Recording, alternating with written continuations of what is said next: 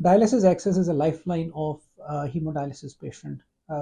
I have here with me a patient who's been on dialysis for more or less about 17 years.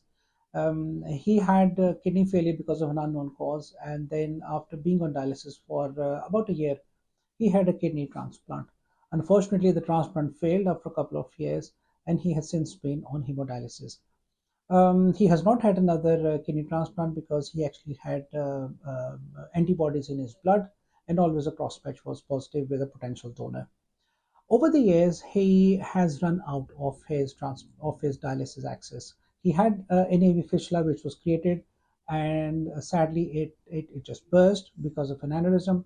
And subsequently, he had internal jugular permanent catheters inserted. He's had a couple of catheters inserted, but about 2 years ago, it was discovered that the catheter wasn't working, and he had developed superior vena cava obstruction.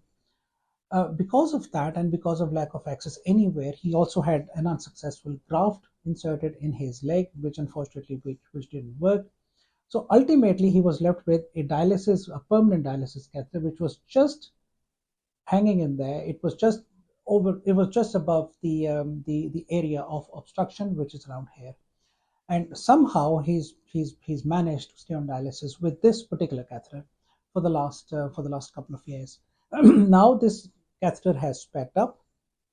It's more or less it's out now. The cuff is out, and it will be removed today.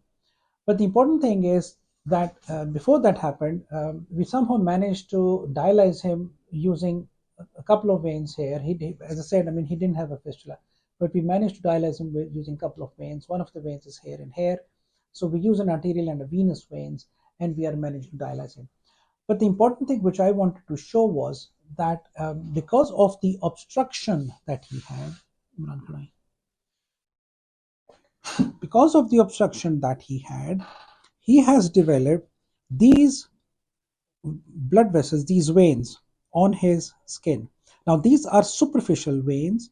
They are not caput medusae, as you would know, because caput medusae is something which starts around the umbilicus and they go in a rounded fashion. But you can clearly see that these are huge, lumpy veins, which usually you see in inferior vena cava obstruction. He does not have any ascites. He does not have any edema below. He does not have any scrotal edema. His liver is fine. The liver function tests are fine. But this is it's a rare case. It's a strange case that this gentleman has developed these accessory veins because of superior vena cava obstruction, and the veins are now engorged all over, as you can clearly see that you can feel them, and these are the veins which are here.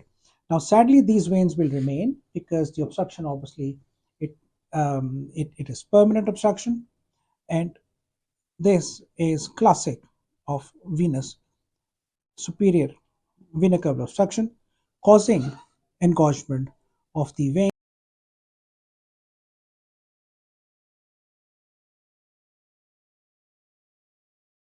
So now I have got the catheter exposed, and as you can see, because of the obstruction, the catheter has slowly come out, and you can see that this is now in a pretty bad state. The cuff is all black and dark, and what it really means is the catheter is just hanging in there, and if it wasn't for these stitches, the catheter would have popped out by now.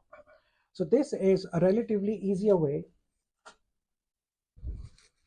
of trying to pull these catheters out, and you can see that it's easily coming out from inside. We didn't have to do anything because it's all an inflamed catheter. And so now the catheter is out.